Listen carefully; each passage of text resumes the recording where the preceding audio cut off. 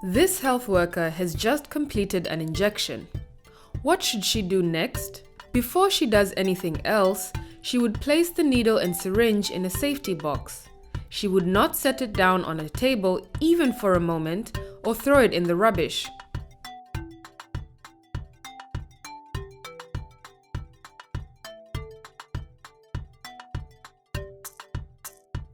In this video, we will look at how to build, use, and dispose of safety boxes.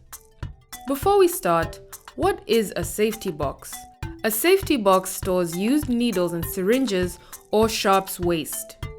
The box is leak-proof and strong so needles cannot pierce it.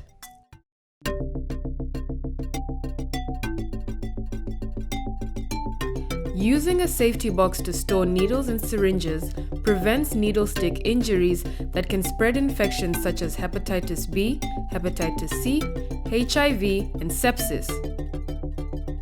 Safety boxes also protect the environment and the community by making sure sharps waste is disposed of properly. Throwing away used needles and syringes can contaminate water and soil, which can harm people and injure wildlife. Let us look at how to build a safety box. Most have the instructions printed on the side. There are 3 basic steps.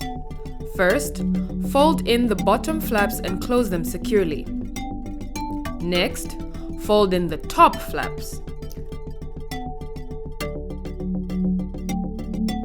Finally, place the tab through the opening on the top. The tab will provide a handle to carry the safety box. The hole in the top of the box should be just large enough to place a needle and syringe. If you do not have a safety box, use a strong cardboard box, metal can, or thick plastic container. No matter what type of safety box you use, it is important to use it correctly. Here are some key things to remember.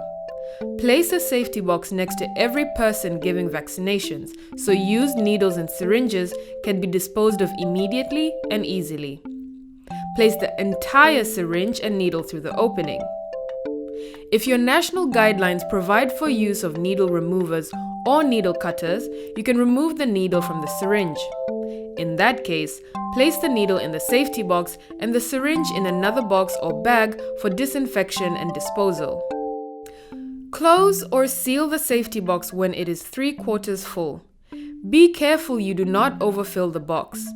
Keep in mind that a 5-liter box can hold about 100 needles and syringes. Put only syringes and needles in a safety box.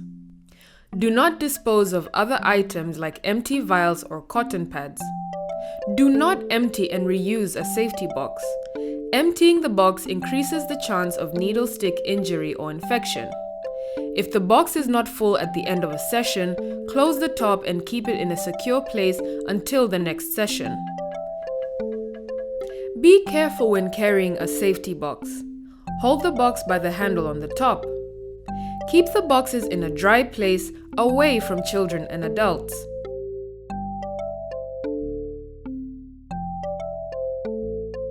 When a safety box is 3/4 full, it is important to dispose of it properly. Select a disposal method that follows national or local guidelines.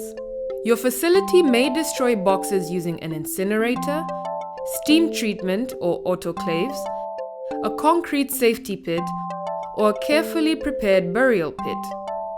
As a last resort, you can burn the safety box in a metal drum or in an open pit. However, these options are not in keeping with WHO policy for the treatment of waste.